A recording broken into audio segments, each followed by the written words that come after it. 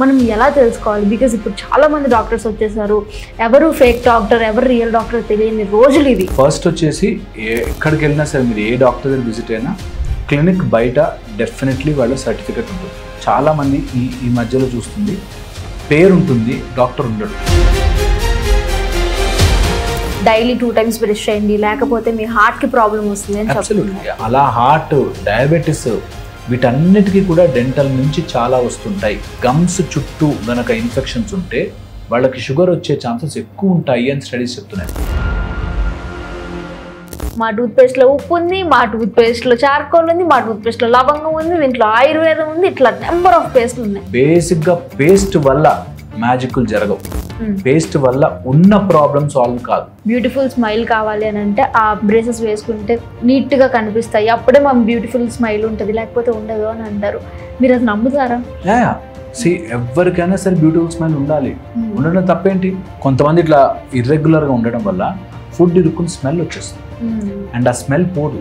అందుకని ఇర్రెగ్యులర్ టీత్ని కరెక్ట్ చేసుకోవాలి. ఎవడో చూస్తాడనో ఎవరికో బ్యూటిఫుల్ స్మైల్కో కాదు, కానీ నీకు నిన్ను చూసి స్మైల్ చేసుకోవడానికి ఇష్టం ఉంటే కంపల్సరీ చేయించుకోవాలి. నాకు తెలిసి తెలంగాణలో వెరీ గుడ్ డెంటల్ డాక్టర్స్ ఉన్నారు. మన దగ్గర ఎక్కడా కూడా డెంటల్ డాక్టర్ తప్పుండి ఉండడు. అక్కడ ఎవరన్నా ఫేక్ వాళ్ళు ఉంటే చెప్పలేం, కానీ బట్ రియల్ డెంటల్ డాక్టర్స్ చాలా బ్యూటిఫుల్ ట్రీట్మెంట్స్ ఇస్తారు.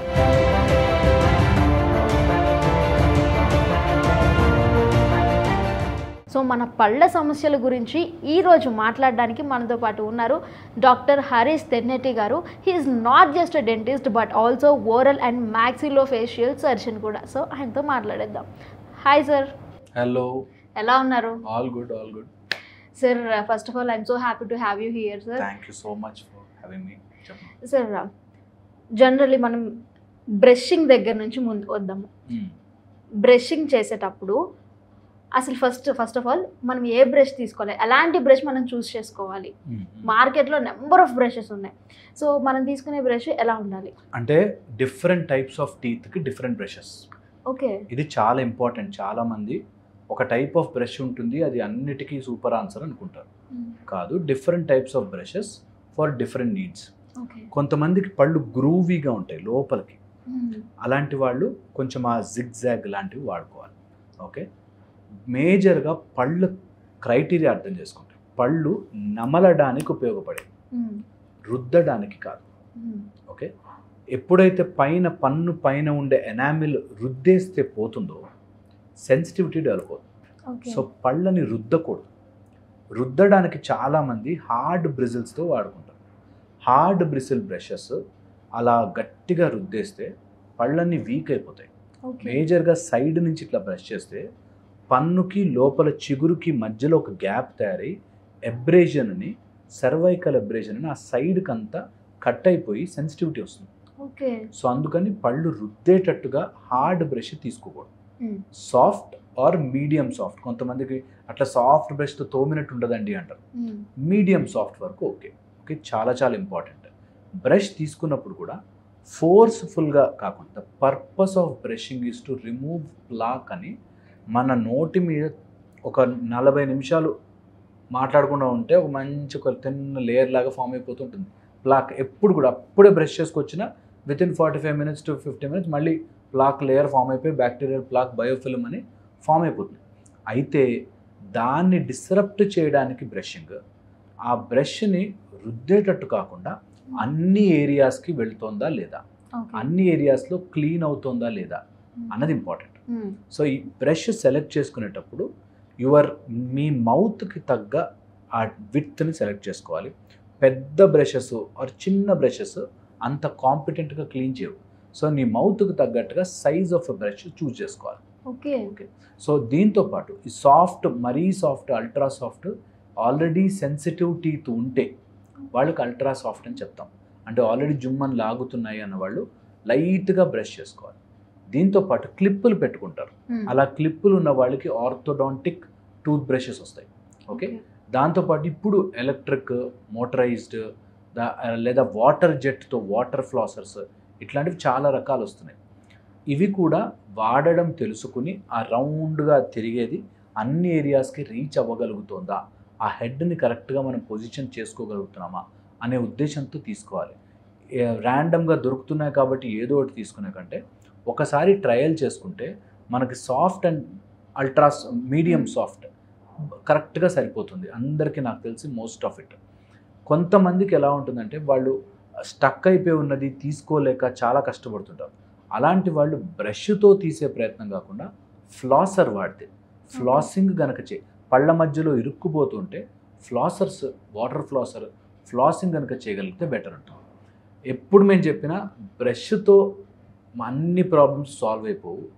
A good brush will help you, but లోపల అండర్లయింగ్ ప్రాబ్లం ఏంటి అన్నది తెలుసుకోకుండా ఎన్ని కవర్ చేసినా, ఇది ఐ థింక్ చెప్పాలేమో, ఎన్ని కవర్ చేసినా పళ్ళ సమస్య రావాలని స్టార్ట్ అయిపోతే డీకే వారి ప్రాబ్లం వస్తుంది. చిన్నగా ఉన్నప్పుడు ఆపకపోతే పెద్దగా అయ్యాక వచ్చిన ఇబ్బంది ప్రాబ్లం సాల్వ్ కాదు, ఎప్పటికీ అది ఇంకా పెద్ద సమస్యగా మారుతుంది, పెద్ద ట్రీట్మెంట్లకు అవుతుంది, పెద్ద ఖర్చు అవుతుంది. సో అందుకని చిన్నగా ఉన్నప్పుడే దాన్ని అడ్రస్ చేయడం చాలా చాలా ఇంపార్టెంట్. సో పళ్ళ వ్యవస్థను అర్థం చేసుకోవాలి. టూత్కి సపోర్ట్ చేసే బోను, వీటిని కప్పే గమ్స్, చిగుళ్ళు, వీటిని కరెక్ట్గా మనం క్లీన్ చేసుకుంటున్నామా లేదా. టీత్కి కావాల్సింది టూత్ బ్రష్, ఈ గమ్స్ వాటికి మసాజింగ్, నాలుకకి టంగ్ క్లీనర్. ఈ 3 కాంబినేషన్ ఎప్పుడు టుగెదర్ చేయాలి, కంపల్సరీగా చేయాలి. చాలా మంది ఒక్క నాలుక బయట పెట్టి 50-60 డిసీజెస్ కనిపెట్టచ్చు. అంత ఇంపార్టెంట్ అనమాట. టంగ్ అనేది చాలా నీట్గా క్లీన్గా పెట్టుకోవాలి ఎప్పుడు. ఓకే. అండ్ టీత్ గ్రూవ్స్ ఎక్కువ ఉండి స్టిక్కీ ఫుడ్ ఎక్కువ తింటున్నాము, రోజు అంటుకునే పదార్థాలు తింటున్నాము అనేవాళ్ళు 2 times కంపల్సరీ బ్రష్ చేయాలి. కంపల్సరీ బ్రష్ చేయాలి. ఓకే. అండ్ ఒకవేళ మధ్యలో ఇరుక్కుంటోంది, అట్లా ఉంది, గ్యాప్స్ ఉన్నాయంటే ఫ్లాసింగ్ కంపల్సరీగా చేయాల్సిందే. జనరల్గా కూడా చేయాలి, బట్ బెటర్ ఏంటంటే ఇలా గ్యాప్స్ ఉన్న వాళ్ళైతే కంపల్సరీ టూత్ పిక్స్ లేకపోతే స్టిక్స్, పిన్స్ అలాంటివి పెట్టేవాళ్ళు మీరు తర్వాత పెద్ద మూట మాకు ముట్ట చెప్తారు అన్నది గుర్తుపెట్టుకోవాలి. సో ఎన్ని రోజులు అలా పీక్కుంటుంటారో డెంటిస్ట్కి అంతా మీరు ఎక్కువ ప్రొలాంగ్ చేసి టఫ్ చేసేస్తున్నట్టు కేసు. సో అందుకని చిన్నగా ఉన్నప్పుడు చేసుకోవడం ఖర్చు తక్కువ, హ్యాపీగా ఉంటుంది, హెల్తీగా కూడా ఉంటుంది. లేదనుకుంటే ప్రాబ్లం. సో అందుకని పేస్ట్ మార్చేస్తే సాల్వ్ అవుతుందా, లేకపోతే మన బ్రష్ మార్చేస్తే సాల్వ్ అవుతుందా అని ఉండదు. బేసిక్ ఐడియా తీసుకుని దాని నుంచి మీకు మీ ఫేస్కి, మీ టీత్కి తగ్గ బ్రష్ అన్ని ఏరియాస్కి రీచ్ అవుతుందా ఒకటి. రెండోది, when you are using hard bristles, చిగురుకి తగిలి చిగురు ఆ ఇంజురీ వల్ల రెసిషన్ అయిపోతుంది. రెసిషన్ అంటే పట్టు వదిలేస్తూ వెళ్ళిపోతుంది. సో అందుకని గట్టిగా చిగుళ్ళకి దెబ్బ తగిలేలా బ్రష్ చేయకూడదు. Very important. అందుకే గమ్కి ఇట్లా పెట్టి ఇట్లా ఈ మూమెంట్ పైది కిందకి, కింద నుంచి పైకి చేస్తే మనకి పన్నుకి చిగురుకి మధ్యలో గ్యాప్ నుంచి అట్లా బ్రష్ స్ట్రోక్స్ లాగిస్తే చాలా మంచిగా ఉంటుంది. అండ్ గమ్ మసాజింగ్ ఎవ్రీడే ఒక 2 minutes గమ్ మసాజింగ్ చేయగలిగితే చాలా మంచి గమ్స్ స్ట్రాంగ్గా ఉంటాయి, బ్లడ్ సర్క్యులేషన్ పెరుగుతుంది, అండ్ ఓవరాల్గా ఓరల్ హెల్త్ బాగుంటుంది. చాలా చాలా ఇంపార్టెంట్. అందరూ I think everyone should practice this. And నేను ఎప్పుడు చెప్తుంటా, బికమ్ యువర్ ఓన్ డెంటిస్ట్. నోరు తెరిచి రోజు పొద్దున ఒక్కసారినా చూసుకోవాలి, దట్ అన్ని పళ్ళు బాగున్నాయా, ఎక్కడన్నా నల్ల మచ్చల్లాగా వస్తున్నాయా, స్మెల్ వస్తుందా, థ్రోట్ బాగుందా, నాలుక బాగుందా, అండ్ నాకు ఎక్కడ కురుపులు కానీ లేకపోతే ఎక్కడన్నా బ్లాక్ స్పాట్స్ కానీ అలాంటివి రావట్లేదు కదా అని చెక్ చేసుకోవాలి. ఇది వెరీ యూస్ఫుల్. చిన్నగా ఉన్నప్పుడే తెలుసుకోవచ్చు. ఎక్కడ ఇరుక్కుంటుంది, అవాయిడ్ చేస్తాం, ఇటు సైడ్ తినేస్తాం, ఇంకోసారి మేనేజ్, అవన్నీ ప్రాబ్లమ్స్ పెరుగుతూనే ఉంటాయి. మనము జాలి పడచ్చు, అమ్మో నొప్పి అని భయపడచ్చు, బ్యాక్టీరియా భయపడదు. చాలా చిన్నవి అని చెప్పి మనం వదిలేస్తాం. బికాజ్ అది ఎమర్జెన్సీ కాదు అనిపిస్తుంది. డెంటల్ ప్రాబ్లమా ఎమర్జెన్సీ కాదు, ఏమీ కాదులే, సరే చూసుకుందాంలే అనేటట్టు పుష్ చేస్తారు. అండ్ అవి ఎలా వస్తాయంటే ఐరనీ అని చెప్పచ్చు, కరెక్ట్గా రేపు ఫంక్షన్ ఉందనగా నొప్పి స్టార్ట్ అవుతుంది, రేపు ఏదో మీటింగ్ ఉందనగా నొప్పి స్టార్ట్ అవుతుంది. మా దగ్గరికి ఎంతమంది వస్తారు అట్లాగా, రేపు ఏదో ఫంక్షన్ ఉంది సార్ ఇప్పుడు నొప్పి వస్తుంది, ఏం చేయండి. సో అందుకని you should always make sure that చిన్నగా ఉన్నప్పుడే దాన్ని క్లియర్ చేసుకుంటే ఓకే, పెద్దగా అవ్వడానికి ప్రాబ్లం పెద్దగా అవ్వకుండా ఉంటుంది, చిన్నగానే సాల్వ్ అవుతుంది. సో బ్రష్ నుంచి స్టార్ట్ చేస్తే soft and medium should be enough for Indian population నాకు తెలుసు. సార్ బ్రష్ ఆ తర్వాత పేస్ట్, ఎన్ని పేస్ట్లు అంటే మా టూత్పేస్ట్లో ఉప్పు ఉంది, మా టూత్పేస్ట్లో చార్కోల్ ఉంది, మా టూత్పేస్ట్లో లవంగం ఉంది, దీంట్లో ఆయుర్వేదం ఉంది, ఇట్లా నెంబర్ ఆఫ్ పేస్ట్లు ఉన్నాయి. సో మీ పర్స్పెక్టివ్ ప్రకారం ఏ టూత్పేస్ట్ బెస్ట్? యా, ఇది మళ్ళీ పాయింట్ బాగా అందరూ అర్థం చేసుకోవాలి. ఒక టూత్పేస్ట్ అందరికీ బెస్ట్ ఉండదు, చాలా ఇంపార్టెంట్. ఒక టూత్పేస్టే బెస్ట్ ఉంటే మేమందరం ఆ టూత్పేస్ట్ ఇచ్చేసి హ్యాపీగా రిటైర్ అయిపోతాం. అలా ఉండదు, చాలా important. Sensitive toothpaste, teeth enamel form అవడమే కొంతమంది వీక్గా ఫామ్ అవడం, లేదా ఈ cool drinks, acidic food, masala food or rub చేయడము, గ్రైండ్ చేయడము టీత్ వల్ల పళ్ళు అరిగిపోయి ఉండి ఆ సెన్సిటివిటీ ఉంటే దానికోసం కొంత కవర్ చేసుకోవడానికి, దానివల్ల సొల్యూషన్ రాదు బట్ కొంత కవర్ చేయడానికి సెన్సిటివ్ టీత్కి సెన్సిటివ్ పేస్ట్. దాంతోపాటు ఒకవేళ స్మెల్ వస్తుంది అంటే దానికి సంబంధించిన ఈ క్లోవ్ లాంటిది లేకపోతే ఆ ఫ్రెషనర్స్ యాడ్ చేసేవి అలాంటివి యూజ్ అవుతాయి. తర్వాత గమ్స్ హెల్త్ కోసం కొన్ని గమ్ హెల్త్ రిలేటెడ్ టూత్పేస్ట్లు ఉంటాయి, మెడికేటెడ్ టూత్పేస్ట్లు. కొన్ని పొటాషియం నైట్రేట్స్ అని చెప్పి కానీ కొన్ని టూత్పేస్ట్లు కొంచెం మనకి సెన్సిటివిటీని వాటిని కవర్ చేయడానికి ఉంటాయి. అలా దాంతోపాటు ఒకవేళ కనుక టూత్పేస్ట్ మనకి చిగుళ్ళ హెల్త్ని కాపాడడానికి ఆర్ స్మెల్ కాపాడడానికి అనుకుంటే అప్లై చేసుకుని పేస్ట్ ఒక 5-10 minutes వదిలిపెట్టి బ్రష్ చేసుకోవడం కూడా ఒక మెథడ్. ఓకే. అండ్ టూత్పేస్ట్ ఒకవేళ సెలెక్ట్ చేసుకునేటట్టు ఎవరైనా సెలెక్ట్ చేసుకోవాలి అనుకుంటే అందులో మేజర్గా చూడాల్సింది ఫ్లోరైడ్. యంగ్స్టర్స్కి ఆర్ పిల్లలకు కూడా ఫ్లోరైడ్ ఉండే టూత్పేస్ట్ వల్ల డీకేస్ ఆర్ క్యావిటీస్ రాకుండా ఉంటాయి. ఓకే. సో ఆ మెడికేటెడ్ ఫ్లోరైడ్ ఉండే టూత్పేస్ట్ ప్రిఫర్ చేయొచ్చు. నేను చాక్లెట్స్ ఎక్కువ తింటున్నాను ఆర్ మా ఏరియాలో ఫ్లోరైడ్ తక్కువ ఉంది ఆర్ మనకి ఆ వాటర్ అట్లాంటి కాజ్ చేసే ప్రాబ్లం చేసే ఛాన్స్ ఉంటుంది, నేను నా డైట్లో ఎప్పుడు స్వీట్ ఎక్కువ ఉంటుంది, అలాంటివి స్టిక్కీ ఫుడ్ ఎక్కువ ఉంటాయి అనుకుంటే ఫ్లోరిడేటెడ్ టూత్పేస్ట్లు వాడుకోవచ్చు. అది కూడా ఒక డాక్టర్ సలహా తీసుకుని వాడుకోవచ్చు. ఇన్ జనరల్గా ఎవరైనా వాడుకోవాలనుకుంటే మీ టీత్ కండిషన్ని బట్టి ఏ పేస్ట్ అయినా వాడచ్చు. ఏ పేస్ట్ అయినా అన్ని ఏరియాస్కి వెళుతుందా, అన్ని ఏరియాల్లో నురుగు వస్తుందా, అన్ని ఏరియాల్లో ఆ టూత్ మీద ఉంటుందా, అండ్ నేను దానిలో అది స్పిట్ చేస్తున్నప్పుడు ఆ నురుగంతా బయటికి వెళ్ళిపోయి స్పిట్ చేస్తున్నప్పుడు ఒక మంచి నీట్గా క్లియర్ అయిందా లేదా అనేది చెక్ చేసుకోవాలి. కొన్ని ఏరియాస్లో రీచ్ కాదు, ముఖ్యంగా ఈ లోవర్ కింద మనకి బ్రష్ రీచ్ కాదు, బ్యాక్ సైడ్ లాస్ట్కి బ్రష్ రీచ్ కాదు. చాలామంది అలా బ్రష్ రీచ్ కాక వాళ్ళకి అక్కడి నుంచి ప్రాబ్లం స్టార్ట్ అయ్యి అండ్ దట్ ఆరిజినేట్ అన్ని టీత్కి స్ప్రెడ్ అవుతుంది. సో అందుకని పేస్ట్ ఏది సెలెక్ట్ చేసుకున్నా సరే అన్ని ఏరియాస్కి రీచ్ అవుతుందో లే చూడాలి. ఒక బ్రహ్మాండమైన పేస్ట్ ఒకటి ఇదే సూపర్ అనే పేస్ట్ ఉండదు. కండిషన్ని బట్టి dentist can suggest you better. And మీరు చెప్తుంటే నాకు ఒకటి గుర్తొచ్చింది. నేను చాలా మంత్స్ బ్యాక్ నేను ఒక రీల్ చూశాను అనమాట. అందులో ఏముందంటే పేస్ట్ మీద మనకి కలర్ స్పాట్స్ ఉంటాయి, రెడ్ కలర్ అని గ్రీన్ కలర్ అని. ఒక దాంట్లో రెడ్ కలర్ ఉంటుంది, అది నాన్ వెజ్ అని, గ్రీన్ కలర్ ఉంటాయి వెజ్ అని, వేగన్ అని, ఇట్లా ఉన్నాయన్నమాట. Is that really true? అంటే కొన్నిసార్లు అలాంటి కెమికల్స్ అవి కూడా వాడుతుంటారు కాబట్టి వెజ్ నాన్ వెజ్ ఆర్ కొంచెం ఏదో యాడ్ చేసే చాలా రకాల ప్రయోగాలు.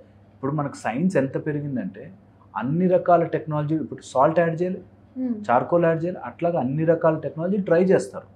కొన్ని ఎఫెక్ట్స్ బాగుంటాయి, అది ప్రూవ్డ్గా బయటకు వస్తాయి. సో అందుకని అన్ని రకాలు ఉంటాయి, అన్ని రకాల పేస్ట్లు ఉన్నాయి, అవైలబుల్లో ఉన్నాయి. సో మనకి ఏది నచ్చుతుంది అన్నది యాజ్ ఎ కన్జ్యూమర్గా చెప్పాలి కాబట్టి చెప్తాం. బేసిక్గా పేస్ట్ వల్ల మ్యాజిక్లు జరగవు, పేస్ట్ వల్ల ఉన్న ప్రాబ్లం సాల్వ్ కాదు. ఇక రాకుండా ఫ్యూచర్లో రాకుండా మనం మెయింటైన్ చేసుకోవడం తప్పితే ఆల్రెడీ క్యావిటీ ఉంటే ఒక పేస్ట్ చేంజ్ చేసేస్తాను, బ్రష్ చేంజ్ చేస్తాను కాదు. వాటికి ఫిల్లింగ్ జరగాల్సిందే, బాగా డీప్గా ఉంటే రూట్ కెనాల్ జరగాల్సిందే. వాటిని ఇగ్నోర్ చేస్తూ పోతే అది ఇంకో దానికి అంటిస్తూ ఉంటుంది. సో అందుకని చాలా చాలా important. Whenever there is something bad అది ఒకసారి డెంటిస్ట్ చూపించుకోవడమే బెటర్. టంగ్ క్లీనర్స్ విషయానికి వస్తే కొంతమంది స్టీల్, ప్లాస్టిక్, రాగి యూజ్ చేస్తారు. అండ్ ఇంకొంతమందిని నేను చూశాను బ్రష్ని ఇట్లా బ్యాక్ సైడ్ తిప్పేసి నాలుక మీద రుద్దేస్తూ ఉంటారు. టంగ్ క్లీనర్ మీద అంటే నా టంగ్ క్లీనింగ్ అయిపోయింది కదా అనే వాళ్ళు ఉన్నారు. సో ఏది బెస్ట్ టంగ్ క్లీనింగ్కి? అబ్సల్యూట్లీ టంగ్ క్లీనింగ్లో వీ ప్రిఫర్ రాగి అని చెప్తుంటాము, కాపర్ అంటే. ప్లాస్టిక్ జనరల్ అవాయిడ్ చేస్తాం, మైక్రో ప్లాస్టిక్స్ ఎక్కువ అవుతున్నాయి కాబట్టి ప్లాస్టిక్ అవాయిడ్ చేయడమే బెటర్. అదర్వైజ్ ఎనీ స్టీల్ కావచ్చు లేకపోతే రాగి కావచ్చు ప్రాబ్లం ఉండదు. ఇవన్నీ కూడా నాన్ ప్రూవ్డ్ సైన్స్ అంటారు. అంటే దీన్ని సబ్స్టాన్షియేట్ చేయలేము. ఎవరి నోట్లో ఎంత మైక్రోప్లాస్టిక్ వెళుతోంది అన్నది సబ్స్టాన్షియేట్ చేయలేము. సైంటిఫిక్గా దాన్ని ఎంత వ్యాలిడేటెడ్గా తీసుకురాలేకపోతున్నాం కాబట్టి దానికి డెఫినెటివ్ ఆన్సర్ ఉండదు. కాకపోతే ఎప్పుడు మనకి రాగి మంచిది, ఎప్పుడు మనకి స్టీల్ ప్రాబ్లం చేయకుండా ఉంటుంది. కంపల్సరీగా టంగ్ క్లీనర్ వాడాలి. బ్రష్తో చేసుకుంటే ఎఫెక్టివ్గా క్లీన్ కాదు, టంగ్ క్లీనర్ వాడి తీరాలి. టంగ్ క్లీన్ చేసుకునేటప్పుడు టంగ్లో క్రాక్స్ ఉన్నాయా, ఓకే, ఫిషర్డ్ టంగ్ అంటాం, మధ్యలో క్రాక్ వస్తుంది, క్రాక్స్ ఉన్నాయా, కలర్ ఆఫ్ యువర్ టంగ్ కొన్నిసార్లు రెడ్ కలర్లో ఉంటుంది, బీఫీ రెడ్ కలర్లో ఉంటుంది అంటారు, చెర్రీ రెడ్ కలర్లో, అలా డిఫరెంట్ కలర్స్. నార్మల్గా అయితే పింక్గా ఉండాలి, మంచి ఏమీ లేయర్ లేకుండా వైట్ లేయర్ లేకుండా ఉండాలి. టంగ్ క్లియర్గా పింక్ కలర్లో ఏ లేయర్ లేకుండా ఉండాలి. కొంతమందికి పుట్టు మచ్చలాగా వస్తుంది, దట్స్ ఓకే, అది ఓకే. కానీ అదర్వైజ్ ఆ పైన ఉండే అన్ని ప్యాపిలాస్ క్లియర్గా ఉండాలి. కాఫీ స్టెయిన్స్ కానీ లేకపోతే తిన్న ఫుడ్ వల్ల ఎల్లోయిష్నెస్ అలా ఉండకూడదు ఎప్పుడు. సో టంగ్ని మనము టంగ్ క్లీన్ చేసుకునేటప్పుడు టంగ్ చూసుకోవాలి, దట్ ఈజ్ ఇట్ క్లియర్ అని. టంగ్ బయటకు పెట్టినప్పుడు కూడా వెనక నుంచి కిందకి మనం ఎప్పుడు ఆ ప్యాపిలాస్ కానీ ఆ వెనకాల ఉండే సర్కమ్ వ్యాలేట్ అంటాం, పెద్ద ప్యాపిలాస్ ఉంటాయి వెనకాల, అక్కడి నుంచి మొత్తం క్లియర్ చేసుకుంటూ రావాలి. ఎవరికైనా స్మెల్ రావడం స్టార్ట్ అయింది అంటే టంగ్లో ఉంటుంది, థ్రోట్లో ఉంటుంది, back of your facial pillars అంటాము, బ్యాక్ ఆఫ్ యువర్ థ్రోట్ ఉంటుంది. సో వాటి వల్ల కూడా స్మెల్ వచ్చే ఛాన్స్ ఉంటుంది. కాబట్టి tongue cleaning compulsory, make it a habit. అది ఎవరి కోసమో కూడా కాదు, మన కోసమే. మన హెల్త్ దానిలో డెపిక్ట్ అయిపోతుంది. సో అందుకని కంపల్సరీగా టంగ్ క్లీన్ అనేది చాలా చాలా ఇంపార్టెంట్, కంపల్సరీ చేసుకోవాలి. అండ్ ఈ బ్రషింగ్ అనేది ఎంతసేపు చేయాలి సార్ అని కొంతమంది జస్ట్ అట్లా వెళ్ళి ఇట్లా వచ్చేస్తారు 1 minute. సో ఎంతసేపు అనేది చేయాలి? Ideal time 2 to 3 minutes. Okay, ideal time. అంతకంటే ఎక్కువ అవసరం ఉండదు. అన్ని ఏరియాస్కి రీచ్ అవ్వడము అండ్ అన్ని గ్రూవ్స్లోకి వెళ్ళడము చాలా క్రైటీరియా. మెయిన్ ఇంపార్టెంట్ అంటే అన్ని ఏరియాస్ టచ్ చేసామా, ఒక 2 minutes ఆ ఫోమ్ వచ్చేదాకా వెయిట్ చేసి మంచిగా చేసామా. సో ఓవరాల్గా ఒక 2 to 3 minutes, maximum to 5 minutes. 10 seconds 20 secondsలో ఏమీ కాదు. సో అలా క్విక్గా చేసుకున్నంతగా. కొంతమందికి ఇంకొక హ్యాబిట్ ఉంది, బ్రష్ నోట్లో పెట్టుకుని బయటకు వెళ్తారు. That's a very bad habit. అలా ఎప్పుడు జరగకూడదు. నీ టీత్ని అట్లా కొరికి కొరికి కొరికి ఎప్పుడు జరగకూడదు. సో మంచిగా బ్రష్ 3 to 5 minutes మ్యాక్సిమం అయిపోవాలి. అండ్ రుద్దేయకూడదు అండ్ నమిలేయకూడదు. టీత్ని అట్లా అట్లా గ్రైండ్ చేయడం వల్ల నేను చెప్పినట్టు ఎనామిల్ ఎంత ప్రెజర్ అయినా తీసుకుంటుంది, స్ట్రాంగెస్ట్ ఆర్గన్ ద బాడీ. అలాంటిది మనం రుద్ది పడేస్తే పాడైపోతుంది. సో అందుకని ఎనామిల్ బాగుంది, మీ టీత్ బాగుంటాయి. ఇది ఫండమెంటల్ లాజిక్. సో ఎనామిల్కి ఏదైనా డీకే వచ్చింది, అక్కడి నుంచి కిందకి వెళుతుంది అంటే టీత్ స్పాయిల్ అయిపోతుంటాయి. So preserve your enamel. రుద్దేయడం కానీ, బాటిల్స్ ఓపెన్ చేయడం కానీ, కొంతమంది పిన్నులు చైన్లు పట్టుకోవడం అట్లాంటివి చేస్తారు. So don't do that. అది ఎప్పటికైనా ప్రాబ్లమే. So 3 to 5 minutes brushing is good enough. అన్ని ఏరియాస్ కవర్ అవ్వాలి, అన్ని గ్రూవ్స్ కవర్ అవ్వాలి, ఎక్కడ ఇరుక్కోకుండా చూసుకోవాలి, గ్యాప్స్ చూసుకోవాలి. కంపల్సరీగా ఇది ఎవ్రీవన్ షుడ్ డూ ఇట్. ఎంత ఇంపార్టెంట్ అంటే పొద్దున లేవగానే మనం చేసే ఫస్ట్ పని బ్రషింగ్ అయి ఉంటుంది. కాబట్టి దాంతో మీ లైఫ్ని మంచిగా స్టార్ట్ చేయాలని నా ఫీలింగ్. సో ఎప్పుడు బ్రషింగ్ నెగ్లెక్ట్ చేయొద్దు. బ్రషింగ్ ఏదో టైంపాస్గా చేస్తాం వచ్చేసాం కాదు.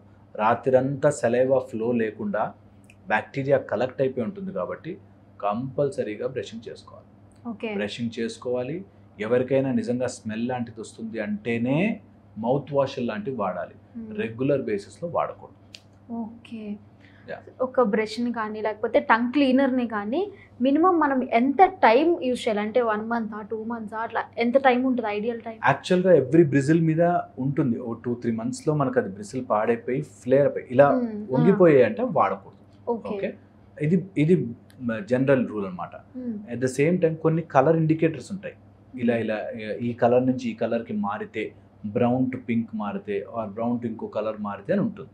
సో అలా కలర్ మారిపోయినా ఆర్ బ్రిసిల్స్ బెండ్ అయిపోయినా ఆర్ 3 months, మ్యాక్సిమంలో 3 months ఒక బ్రష్ చేంజ్ చేసుకుంటే ఐడియల్ అంటారు.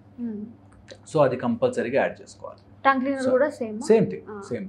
ఓకే, మార్నింగ్ నైట్ బ్రష్ చేయమని చెప్తారు కదా. కొంతమంది అసలు ఒక రోజు అట్లా స్కిప్ చేస్తూ ఉంటారు బ్రష్ చేయకుండా. ఈరోజు ఆదివారం కదా, ఏం చేద్దాంలే, ఒక్క రోజే కదా, రోజు బ్రష్ చేస్తున్నాం కదా, అలా అసలు బ్రషింగ్ స్కిప్ చేయడం వల్ల ఏం జరుగుతుంది?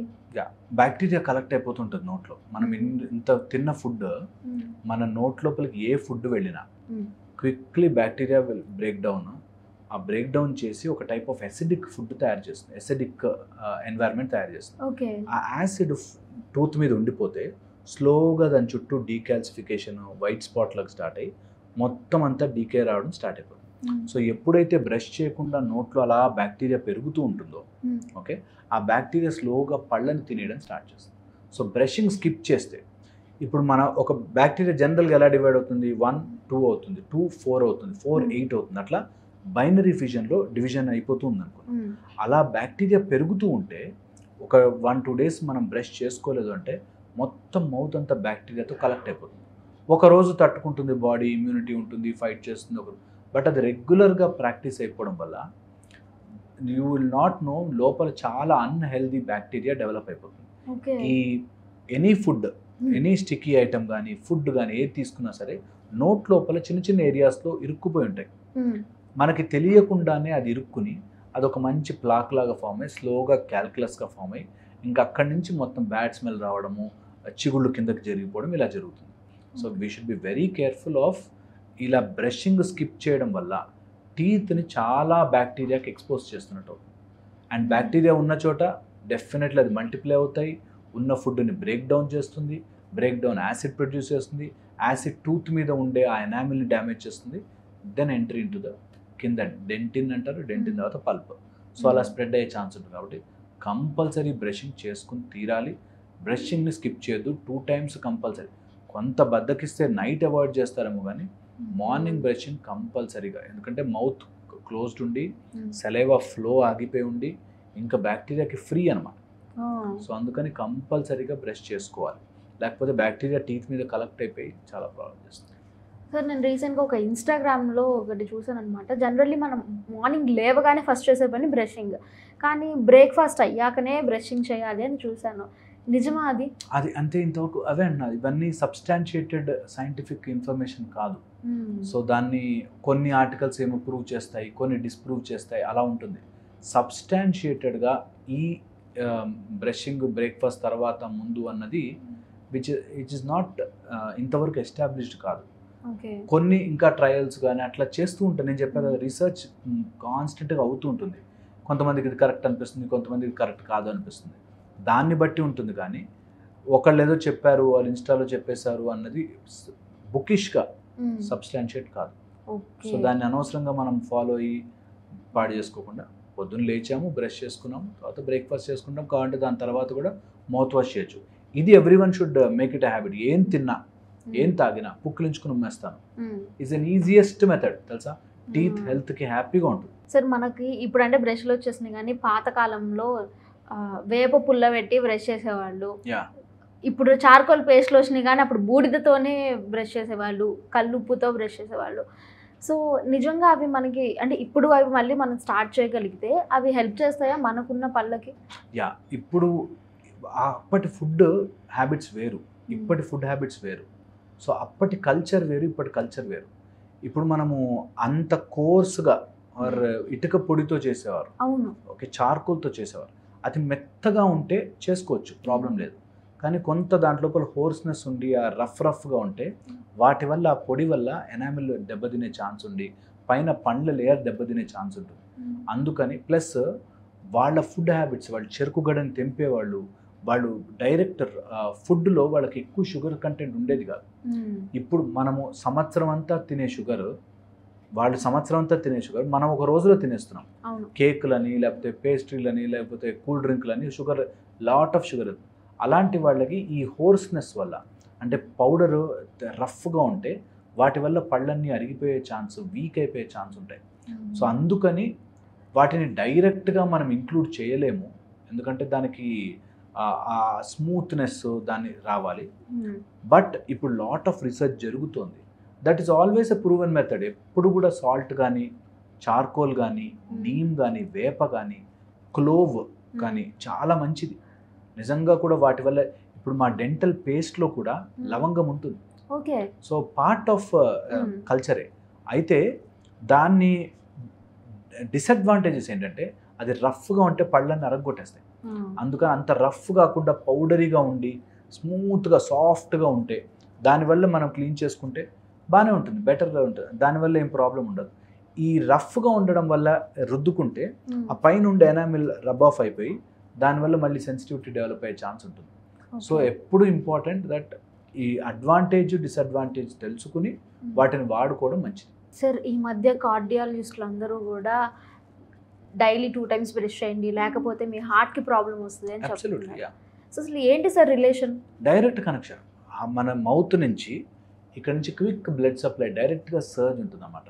ఇక్కడ నుంచి bacteria entry into the blood stream tooth నుంచి డీకే నుంచి కానీ లేకపోతే గమ్స్ నుంచి కానీ డైరెక్ట్గా బ్లడ్లోకి వెళ్ళిపోయే ఛాన్స్ ఉండి బ్లడ్ నుంచి హార్ట్కి వెళ్ళే ఛాన్స్, బ్యాక్టీరియమియా కానీ లేకపోతే ఎనాకోరసెస్ అంటాం అట్లాంటిది కానీ, ఇలాగా మన పళ్ళ నుంచి బ్లడ్లోకి బ్యాక్టీరియా వెళ్ళే ఛాన్స్, వాటి వల్ల హార్ట్కి వెళ్ళే ఛాన్స్, ఓ చిన్న ప్లాక్ కానీ చిన్న హార్ట్ బ్లడ్ వెజల్స్లో హార్ట్కి సంబంధించిన కొరోనరీ ఆ వెజల్స్లో ఏదైనా గడ్డలాగా ఆర్ చిన్న ప్లాక్ లాగా ఫామ్ అయితే ఆ ప్లాక్ చుట్టూ మళ్ళీ ఇన్ఫెక్షన్ చేరే ఛాన్సు, దాన్ని బ్లాక్ చేసే ఛాన్స్, ఇలా ఫ్రమ్ ద మౌత్ వెళ్ళే ఛాన్స్ ఎక్కువ ఉంటుంది కనెక్షన్.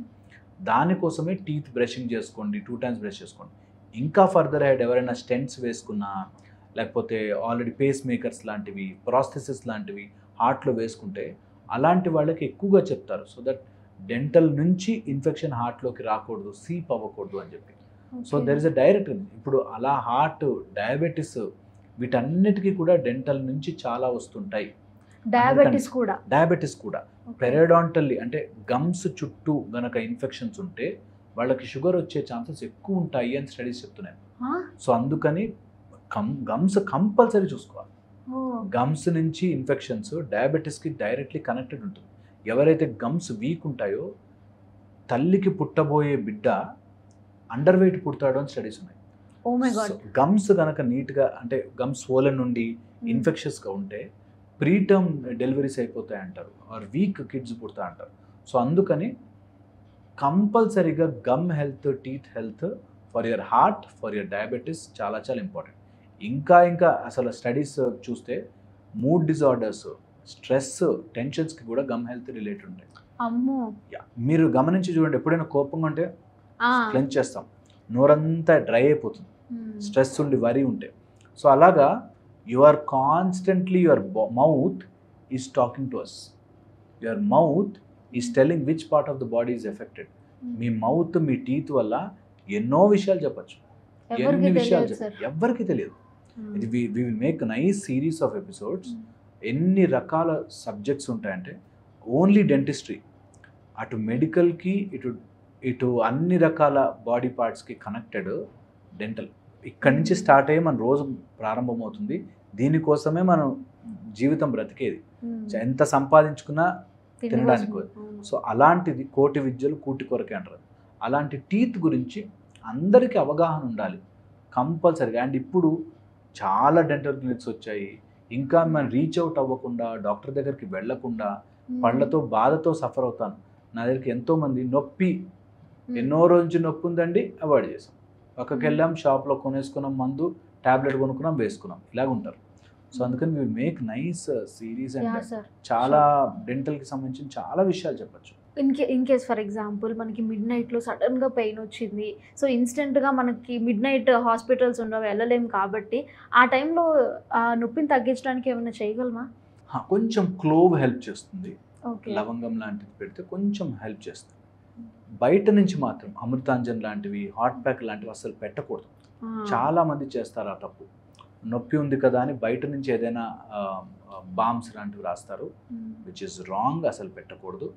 లోపల నుంచి ఏదో వేడి కాపడం పెట్టేసుకున్నాము, అలాంటివి అస్సలు చేయకూడదు.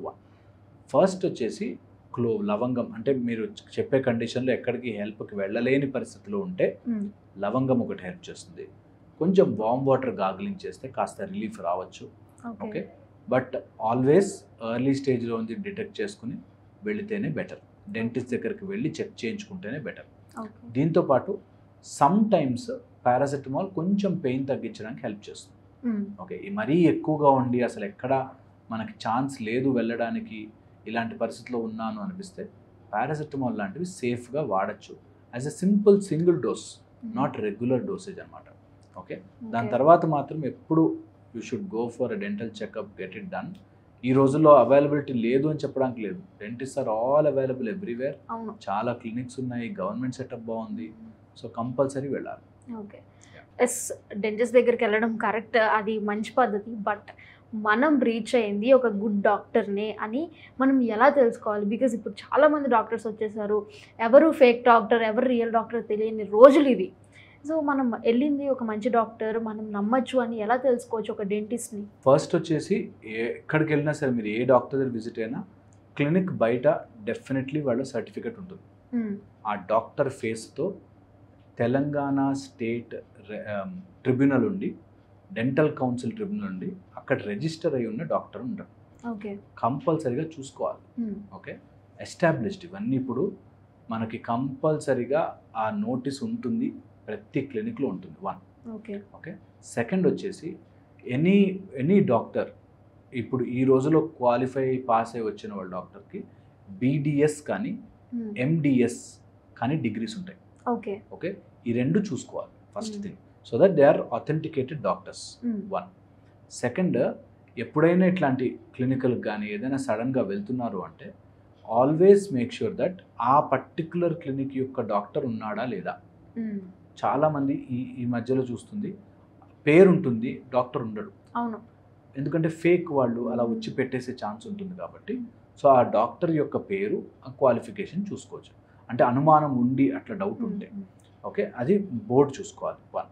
నెక్స్ట్ వచ్చేసి ప్రతి క్లినిక్ ఇప్పుడు బయోమెడికల్ వేస్ట్ అని, అంటే మనము అక్కడి నుంచి వచ్చే కలెక్షన్ అంతా కూడా ఒక ప్రాపర్ డిస్పోజల్ అవుతుంది అనే ఒక సర్టిఫికేషన్, అండ్ పోలీస్ ఎన్ఓసి కూడా తీసుకుని, ఫైర్కి ఎన్ఓసి తీసుకుని ఉంటుంది.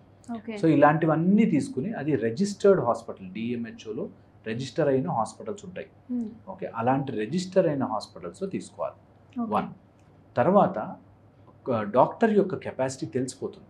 ఓకే, మనము ఏ ప్రాబ్లంతో వెళ్తున్నాము, వాళ్ళు ఎలా డయాగ్నోస్ చేస్తున్నారు అన్నది క్లియర్గా తెలిసిపోతుంది. కంపల్సరీగా ఎవ్రీ డెంటిస్ట్ ఎక్స్రే తీసుకుంటాడు. ఎక్స్రే తీసుకోకుండా చాలా మటుకు డయాగ్నోసిస్ చేయడం కష్టమైపోతుంది. సో కంపల్సరీగా they will ask for an x-ray. చిన్న డెంటల్ ఎక్స్రేస్ ఉంటాయి. ఓకే, ఎక్స్రేస్ తీసుకుంటారు. సో అది కూడా ఏ గుడ్ డాక్టర్ యొక్క సైన్ దట్ కొన్ని తెలిసిన కొంత కన్ఫర్మేషన్కి ఎక్స్రే తీసుకుంటారు. And good doctor will always suggest right thing. ఏం కాదు, తగ్గిపోతుంది, ఏం కాదు, నీకు ప్రాబ్లం ఉన్నదేంటి, దానికి సొల్యూషన్ ఏంటి అని చెప్తాడు. ఇంత చెప్పాడు, కాస్ట్ చెప్పాడని చాలామంది భయపడతారు. కాస్ట్ చెప్పే డాక్టర్ చెప్పని డాక్టర్ కాదు, రైట్ ట్రీట్మెంట్ చెప్పే డాక్టర్ మీకు ఎప్పుడు ఇంపార్టెంట్. అది చెక్ చేసుకోవాలి that this is right treatment. కొంతమంది ఎలా భయపడతారంటే పన్ను తీయమంటున్నాడు ఏంటి, ఈయన మంచి డాక్టర్ కాదంటాడు. కొన్ని హోప్లెస్ టీత్, కొన్ని కాపాడలేని టీత్ తీసుకోవడమే మంచిది. ఎందుకంటే అవి ఉండి ఇంకా టీత్ అంతా పాడు చేస్తాయి. సో అందుకని కంపల్సరీగా హోప్లెస్. సో అలా రైట్ డయాగ్నోసిస్ చేసే doctors they are always safe. And నాకు తెలిసి తెలంగాణలో the very good dental doctors ఉన్నారు, ఫెంటాస్టిక్ డాక్టర్స్. ఆల్మోస్ట్ అందరూ కూడా యూ విల్ నాట్ బిలీవ్ ఎంత క్వాలిఫై వస్తారు తెలుసా, ఎంత ఎక్స్ట్రీమ్ అమౌంట్ ఆఫ్ స్ట్రెస్ తట్టుకుని వస్తారు తెలుసా. అటు మెడికల్ సబ్జెక్ట్స్, ఇటు dental subjects, clinical skill, artistry. మీకు టూత్ తయారు చేయడం is not a small thing. నార్మల్గా మనం ఏదో చదివేసుకుని రాసేసి మందులు రాసేసినట్టు కాకుండా it's a skill. As it is తయారు చేయాలి టూత్ని. కొంచెం చిన్న ఎత్తు అటు ఇటు ఉన్నా కూడా your mind will not cooperate. అలాంటిది dentist will almost 23-24 subjects over a period of 5 years with labs, clinical skills, patient మీద స్కిల్స్, బ్యూటిఫుల్ స్ట్రక్చర్డ్ కోర్స్. అంత ఈజీగా పాస్ అయ్యి బయటికి రాలేరు. అండ్ చాలా చాలా ఎక్స్టెన్సివ్గా ఉంటుంది, రిగరస్గా ఉంటుంది. ఎంత స్ట్రెనస్గా ఉంటుంది తెలుసా. మనము కిట్లు పట్టుకుని డెంటల్ ట్రీట్మెంట్ల కోసం అని చెప్పి డెంటల్ మోడల్స్ తయారు చేసుకుని వాటి మీద ప్రాక్టీస్ చేసి, దెన్ తర్వాత మ్యానికిన్స్ అని ఉంటాయి, మ్యానికిన్స్ మీద ప్రాక్టీస్ చేసి, దెన్ పేషెంట్ మీద చేసి, పేషెంట్ నుంచి మళ్ళీ హౌస్ సర్జన్సీ చేసి, ఎంత బిగ్ ప్రాసెస్. ప్లస్ ప్రతి వారం ఎగ్జామినేషన్స్ ఉంటాయి, నెలకు ఎగ్జామినేషన్స్ ఉంటాయి, మళ్ళీ first, second, final, pre final ఎన్ని ఎగ్జామ్స్ రాసి వైవాలు ఇచ్చి చాలా స్ట్రెనస్ వర్క్. అంత స్ట్రెనస్ థింగ్ పిల్లలు గోత్రూ అయ్యి డాక్టర్స్గా అవుతున్నప్పుడు ఐఎమ్ వెరీ ష్యూర్ చాలా మంచి డెంటిస్టులు బయటకు వస్తున్నారు. మన దగ్గర ఎక్కడ కూడా డెంటల్ డాక్టర్ తప్పుండి ఉండడు. అక్కడ ఎవరన్నా ఫేక్ వాళ్ళు ఉంటే చెప్పలేం కానీ బట్ రియల్ డెంటల్ డాక్టర్స్ చాలా బ్యూటిఫుల్ ట్రీట్మెంట్స్ చేస్తారు. ఓకే, ఇది చాలా ఇంపార్టెంట్. కొంత ఎవరైనా డబ్బులు తీసుకొచ్చేమో, కొంచెం ఎక్స్ట్రా ఛార్జ్ చేయొచ్చేమో, అది వాళ్ళ క్లినిక్లు బట్టి ఉంటుంది. బట్ ట్రీట్మెంట్ వైజ్ మాత్రం మంచి డెంటిస్టులు ఉన్నారు. అట్లీస్ట్ ఇన్ తెలంగాణ రూరల్లో మారుమూల గ్రామంలో కూడా ఎండిఎస్లు చేసిన వాళ్ళు, బీడిఎస్లో మంచి నాలెడ్జ్ తెచ్చుకున్న వాళ్ళు చాలామంది ఉన్నారు. సో మనం అసలు ఈ రోజుల్లో అయితే అలా భయపడాల్సిన పని లేదు. ఓన్లీ థింగ్ తెలంగాణ ట్రిబ్యునల్లో డెంటల్ కౌన్సిల్ ట్రిబ్యునల్ రిజిస్టర్ అయి ఉన్నారా లేదా అండ్ ఆ డాక్టరే ఉన్నారా లేదా చూసుకోవడం బెటర్. ఎప్పుడు కూడా ఇది సేఫ్ ప్రాక్టీస్ అన్నమాట. సార్ ఒక చిన్న డౌట్ ఏంటంటే టీత్ వైట్గా ఉంటేనే హెల్తీగా ఉన్నట్ట, కొంచెం అంటే కొంచెం ఆ కలర్ వైట్ అది తగ్గితే టీత్ ఇంక పోయినాయి పాడైపోయినాయి అని అనుకోవాలా? అట్లా కాదు, వైట్ టీత్ ఉండవు. జనరల్లీ మనకి లైటిష్ ఎల్లో ఇండియన్ క్రౌడ్కి ఉంటుంది. అయితే ఈ ఎల్లో దేని వల్ల వచ్చింది అనేది ఇంపార్టెంట్. అది కాఫీ టీలు తాగి ఆ స్టెయినింగ్ వల్ల వచ్చిందా, లేకపోతే గార పట్టడం వల్ల వచ్చిందా, లేకపోతే న్యాచురల్గా వాళ్ళ కలరే ఎల్లోనా అన్నది చూసుకోవాలి. ఎనామిల్ ట్రాన్స్పరెంట్ ఉంటుంది, లోపల డెంటిన్ ఎల్లోయిష్ ఉంటుంది లైట్గా. సో ఆ ఎల్లోయిష్ టింజ్ ఉండడం న్యాచురల్గా పళ్ళు చిన్నప్పటి నుంచి ఉంటే తప్పు కాదు, ప్రాబ్లం కాదు.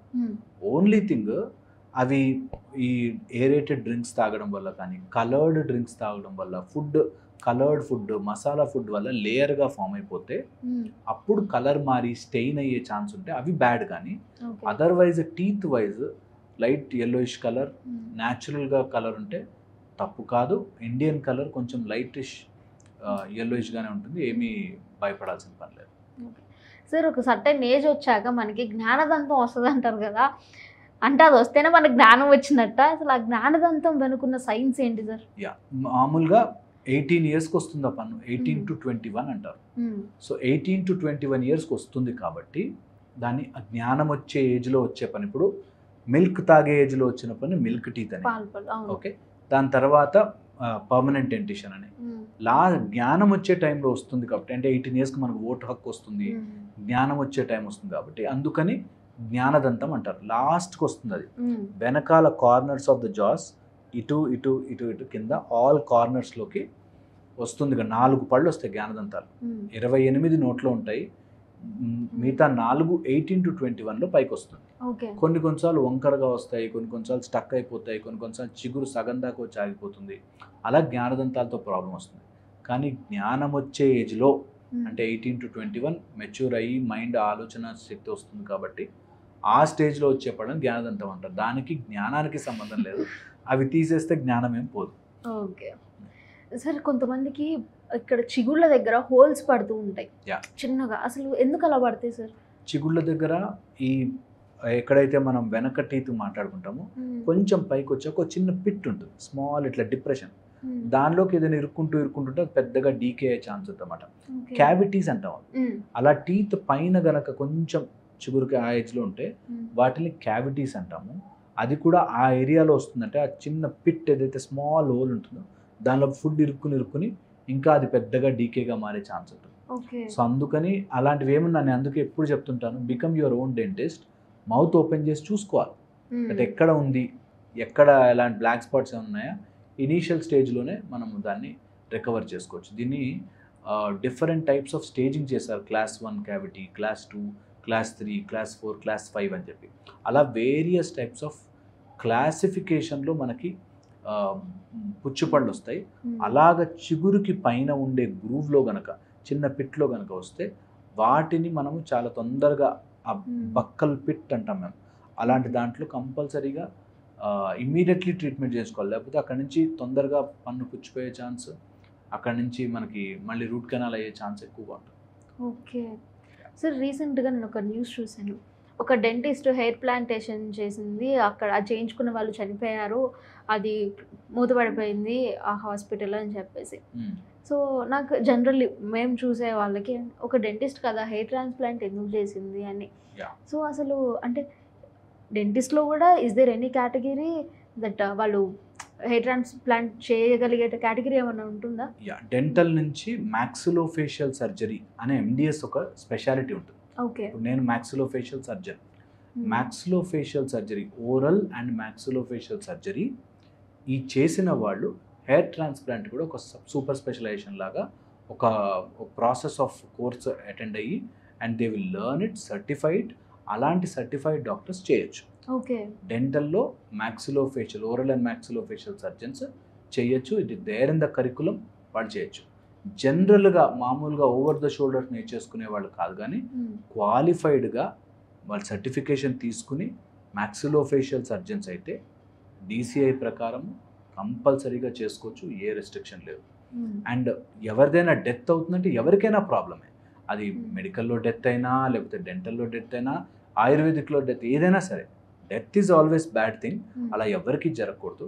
But oral and maxillofacial surgeons are qualified, చేయొచ్చు. గమ్స్ ఉంటాయి కదా మనం తింటాము, ఆ గమ్స్ వల్ల పళ్ళకి ఏమన్నా బ్యాడ్ జరుగుతుందా? Bubble gums, chewing gums, bubble gums. Chewing gum, bubble gums వల్ల పళ్ళకి కొంచెం బెటర్ అయినా కూడా జాయింట్స్కి చాలా ప్రాబ్లం అవుతుంది అంటారు. సో ఓవర్గా ఈ చ్యూయింగ్ గమ్స్ తినడం వల్ల ఇక్కడ జాయింట్స్లోగా వాడి అరిగిపోయే ఛాన్స్ ఉంటుంది. వాటి వల్ల క్లిక్కింగ్ సౌండ్స్ వస్తాయి అంటారు. నాట్ రెగ్యులర్లీ, బట్ ఎప్పుడైనా ఒకసారి తింటే ప్రాబ్లం లేదు. బట్ రెగ్యులర్గా రోజు అదే పనిగా అలవాటు చేసుకునే వాళ్ళకి జాయింట్ పెయిన్స్ వచ్చేది, జాయింట్స్ ప్రాబ్లం వచ్చే ఛాన్స్ ఉంటుంది అంటారు. సో బేసిక్గా ఇలాంటి చూయింగ్ గమ్స్ మనకి ఓరల్ ఫ్రెష్నెస్ని మెయింటైన్ చేయడానికి, తర్వాత షుగర్ ఎక్కువ స్పైక్ అయ్యి నోట్లో దానివల్ల డీకేస్ తగ్గించడానికి, ఇలాంటివి స్మాల్ చిక్లెట్ లాంటిది వాడడంలో ప్రాబ్లం లేదు. కానీ అది రెగ్యులర్ అలవాటు అయిపోతే జాయింట్స్కి ఎఫెక్ట్ అయ్యే ఛాన్స్ ఉంటుంది. ఓకే. సో ఇన్కేస్ పన్ను పీకేశారు అని అంటే ఆ తర్వాత ఆ పేషెంట్ తీసుకోవాల్సిన జాగ్రత్తలు ఎలా ఉంటాయి సార్? ఒకవేళ పన్ను తీసేస్తే ఫస్ట్ పన్ను ఎక్స్ట్రాక్షన్ చేశారు అనుకుంటే అక్కడ కాటన్ పెడతారు, కాటన్ కానీ ఏదైనా గాజ్ కానీ పెడతారు. ఈ గాజ్ని కొరికి ఉంచాలి ఫర్ 30 to 45 minutes. పన్ను కొరికి ఉంచి ఒక 45 minutes అట్లా ఉంచాలి. సో దట్ బ్లడ్ అక్కడ తీసిన చోట రక్తం గడ్డ కడుతుంది ఫస్ట్. ఆ గడ్డ కట్టాక 45 minutes తర్వాత కాటన్ తీసి చేత్తో పడేయాలి, ఉమ్మకూడదు. ఉమ్మితే ఆ క్లాట్ మళ్ళీ కదిలి మళ్ళీ రక్తం వచ్చే ఛాన్స్ ఉంటుంది.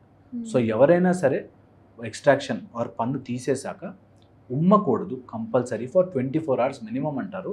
మనం నెక్స్ట్ డే మార్నింగ్ వరకు అని చెప్తాం. నెక్స్ట్ డే మార్నింగ్ వరకు ఉమ్మకూడదు. 1. సెకండ్ వచ్చేసి అక్కడ ఐస్ క్రీమ్ కానీ అలాంటిది ఏదైనా తింటే కొంచెం ఆ చల్ల కూలింగ్ ఎఫెక్ట్ వల్ల వాసో కన్స్ట్రక్షన్ అని బ్లడ్ వెజల్స్ కొంచెం గట్టిపడి దగ్గర పడి మనకి రక్తం ఆగుతుంది అంటారు. సో ఐస్ క్రీమ్ లాంటివి ప్రిఫర్ చేయాలి. కూల్గా ఉండేది ఏదైనా తినచ్చు. ఏది తీసుకున్నా ఒక 2-3 days సాఫ్ట్ కోల్డ్ ఈ రెండే తీసుకోవాలి. సాఫ్ట్ అండ్ కోల్డ్, వేడివి గట్టివి తగిలేటట్టు తీసుకుంటే మళ్ళీ బ్లీడింగ్ వస్తుంది. ఓకే. ఇంకొక ఇంపార్టెంట్ జాగ్రత్త ఏంటంటే స్ట్రా పెట్టి తాగకూడదు. ఏదైనా వాటర్ తాగాలి అన్నా స్ట్రా పెట్టి కూల్ డ్రింక్ లాంటివి తాగితే ఆ నెగిటివ్ ప్రెషర్ వల్ల మళ్ళీ ఆ క్లాట్ వెళ్ళిపోయి మళ్ళీ బ్లీడింగ్ అయ్యే ఛాన్స్ ఉంటుంది.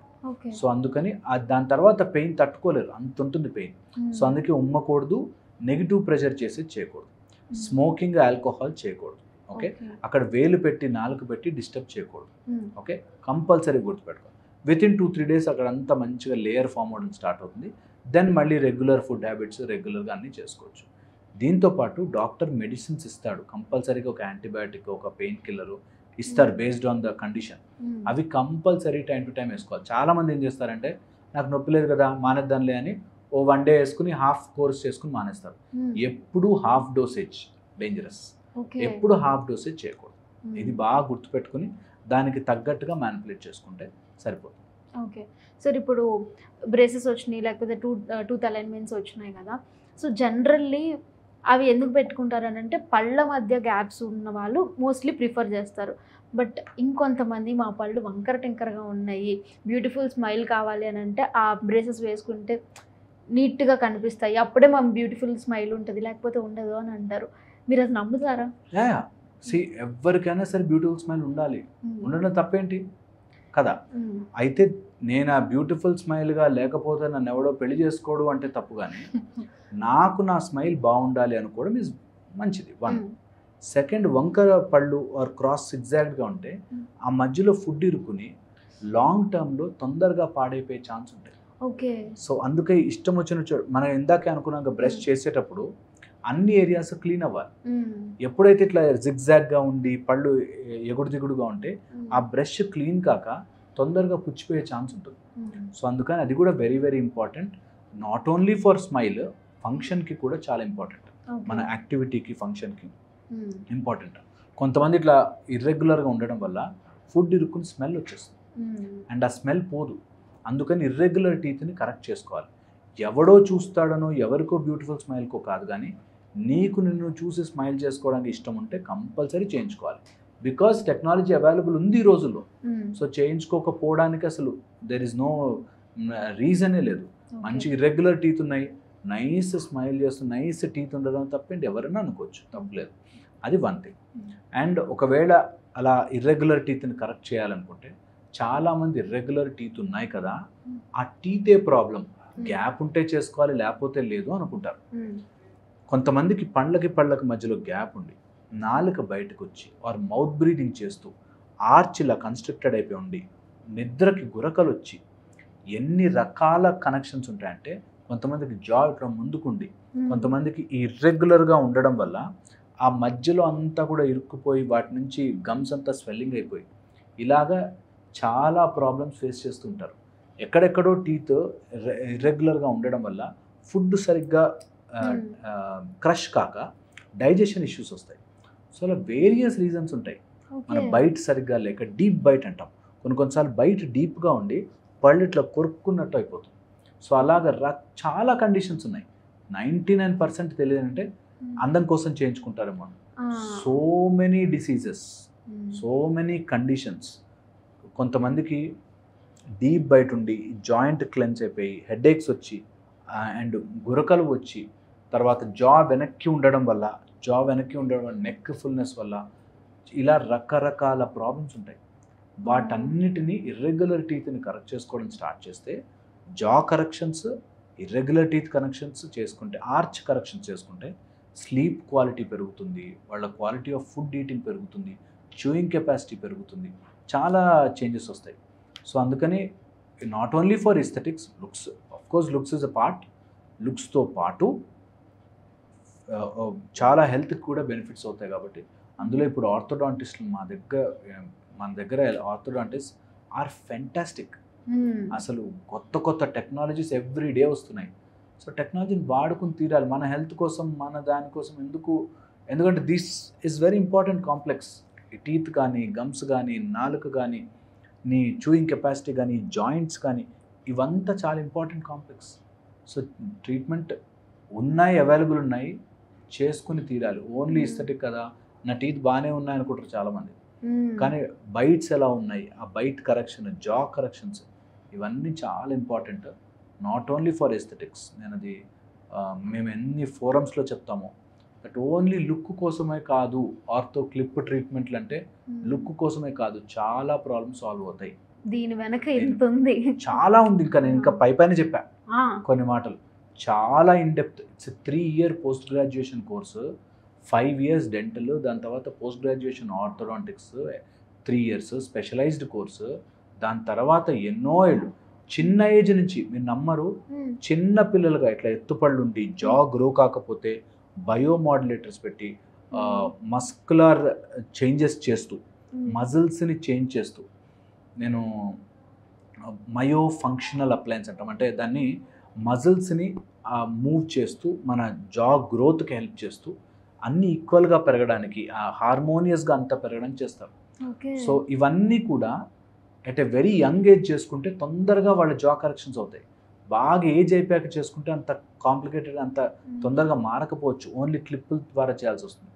అందుకని ఎర్లీగా ఇర్రెగ్యులర్గా ఉన్నాయి ఏం కాదులే, గ్యాప్లు ఉన్నాయి ఏం కాదులే అని వదలకుండా ఎప్పుడు ఐడెంటిఫై చేస్తే అప్పుడు డెంటిస్ట్ దగ్గరికి వెళ్ళి చూపించుకోవడం ఐ థింక్ చాలా చాలా ఇంపార్టెంట్. అలైనర్సా లేకపోతే బ్రేసెసా, ఏది ప్రిఫర్ చేస్తారు? డాక్టర్ చెప్తాడు. చాలా ఇంపార్టెంట్, ఇది చాలా మందికి తెలియదు. అలైనర్సా బ్రేసెసా, కొన్ని కాంప్లెక్స్ కేసెస్ అలైనర్స్తో సాల్వ్ కాకపోవచ్చు, కొన్ని ఈజీ కేసెస్ మనకి అలైనర్స్తో సాల్వ్ అవ్వచ్చు. సో అది that choice has to be with the doctor. And your budget of course. Budget ఉంటే కనుక డెఫినెట్లీ డాక్టర్కి ఆ చాయిస్ ఇవ్వాలి, దట్ ఏది వెళ్ళాలి మంచి సజెస్ట్ చేస్తారు డాక్టర్స్ ఎప్పుడు కూడా. రెండిట్లోనూ డాక్టర్ చేయగలిగింది, డాక్టర్కి వచ్చేది, డాక్టర్ ఏం చేస్తాడు అనేది పక్కన పెడితే ఐడియల్ ట్రీట్మెంట్ డాక్టరే డిసైడ్ చేయాలి. ఓకే, బయట నుంచి మనం ఏదో డూ ఇట్ యువర్ సెల్ఫ్ ఆన్లైన్లో ఆర్డర్ చేసేసుకున్నాము కంటే ఒక డాక్టర్ చదువుకుని 8 years దాని మీద తపస్సులాగా అన్నీ మానుకుని చదివిన డాక్టర్ చెప్తే please go ahead and do it. ఎంతకంటే ఈజీ ఏముంటుంది. బడ్జెట్ లేదు, కొంచెం జమ చేసుకుని చేసుకోండి. నేను చాలామంది చెప్తాను ఆ పేషెంట్స్కి, ఇప్పుడు అంత బడ్జెట్ లేదండి, అంత లేదండి అంటే కాంప్రమైజ్ అయ్యే ట్రీట్మెంట్ చేయించుకోదు. కావాలంటే కొన్ని రోజులు మెల్లగా నీ టీత్ కోసం, నీ హెల్త్ కోసం అని పెట్టుకుని ప్రాపర్ ట్రీట్మెంట్ చేయించుకోండి. ప్యాచ్ వర్క్ చేయించద్దు ఎప్పుడు. ఎప్పుడు ఇంపార్టెంట్ అది. ఇప్పటికి ఏదో ఒకటి చేసేయండి అంటారు చాలామంది. ఇప్పటికొద్దు, నీకు లాంగ్ టర్మ్లో నీకు హెల్త్ ఎలా ఉండాలో అలా చేసుకుంటే బాగుంటుంది. సో ఇది I think every one should understand this, that అలాంటి డాక్టర్ మీద ట్రస్ట్తో చేయించుకుంటే doctor will do best for you. A doctor నాకు తెలిసి ఏ డెంటిస్ట్ కూడా వీళ్ళు పళ్ళు పాడు చేసేద్దాం అని అనుకోడు. మంచిగా చేద్దామనే ఉంటుంది కంపల్సరీగా ఏ డెంటిస్ట్ అయినా సరే. సో ఏ డాక్టర్ అయినా for that matter, MBBS, medical, ఎవరైనా సరే నా పేషెంట్ బాగుండాలని అనుకుంటాడు. కొంచెం ఎక్కువ డబ్బులు వస్తాయేమో, ఎక్కువ ప్రాఫిట్ అని ఆలోచించచ్చేమో, కానీ నా పేషెంట్ ప్రాబ్లం అయిపోవాలి, వాడు ఏదో అయిపోవాలి అని ఎప్పుడు ఏ డాక్టర్ ఆలోచించారు. అండ్ దీనికి కరెక్ట్ ఏజ్ ఏమైనా ఉంటుంది సార్? అంటే ఈ ఏజ్ నుంచే మనం బ్రేసెస్ కానీ అలైనర్స్ కానీ పెట్టించుకోవచ్చు అని? As early as possible doctor decide చేస్తాడు. జనరల్ అయితే 12-13 yearsకి మనకి సీక్వెన్స్ చూసి టీత్ ఇర్రెగ్యులర్గా ఉన్నాయనుకుంటే కొన్ని తీసేయాల్సిన పళ్ళు తీసేసి, కొన్ని పాల పళ్ళు మిగిలిపోతే అవన్నీ తీసేసి సెట్ చేస్తారు. ఓకే సార్, మనకి బ్రషింగ్కి వాటర్ కూడా మ్యాటరేనా? బ్రషింగ్కి వాటర్ యూస్ఫుల్. అంటే మరీ పర్టికులర్గా చూసుకుంటే కొన్ని ఆరో వాటరే వాడాలి, కొన్ని ఇలాంటి వాటరే వాడాలని చెప్తారు. మరీ అంత పర్టికులర్గా చూసుకునే వాళ్ళు చూసుకుంటారు, but not that much important. మంచి వాటర్, ప్యూర్ వాటర్ మన దగ్గర మంజీరా వాటర్ లాగా ఉంటే సరిపోతుంది. So thank you so much sir for coming, and చాలా మాకు తెలియని ఇన్ఫర్మేషన్ చాలా ఇచ్చారు మీరు. సార్ విల్ కంటిన్యూ దిస్, మనం ఎపిసోడ్స్ కింద చేద్దాము తప్పకుండా. యాజ్ డెంటిస్ట్ ఎంత ఇంపార్టెంట్, మన టూత్ హెల్త్ ఎంత ఇంపార్టెంట్ అని నాకు ఈరోజు తెలిసింది సార్. చాలా ఇంపార్టెంట్. కంపల్సరీ అందరూ ఒక పాజిటివ్ నోట్తో చూసి దాన్ని అర్థం చేసుకుని డెంటల్ హెల్త్ని బెటర్ చేసుకోవాలని నా ఆశ. యా సార్, దీని మీద అసలు మంచి ఎపిసోడ్స్ చేద్దాము. ఇది అందరికీ చాలా చాలా చాలా అర్థం అవ్వాల్సిన topic. Yeah sir. So thank you so much sir. Thank you.